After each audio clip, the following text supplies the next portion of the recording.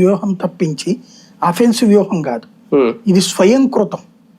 మమతా బెనర్జీ తనకి తాను తన పార్టీని నాశనం చేసుకుంది తప్ప బీజేపీ వల్ల నాశనం కాలేదు. అది బీజేపీ తను బలపడటానికి ప్రయత్నించింది తప్ప మమత నాశనం చేయాలనుకోలే. అంటే మమత నచ్చక, లేదంటే బీజేపీ నచ్చి ఆకర్షితులు అవుతున్నారు?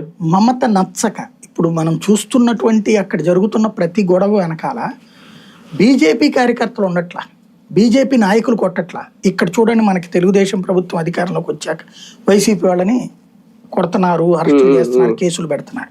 తెలంగాణలో కాంగ్రెస్ గవర్నమెంట్ ఇక్కడతో పోల్చుకుంటే కొంత తక్కువ అక్కడ, కానీ అక్కడ బీఆర్ఎస్ వాళ్ళను టీఆర్ఎస్ వాళ్ళను పట్టుకుని లోపలేయడం, కేసులు పెట్టడం ఇట్లాంటివి చేస్తున్నారు.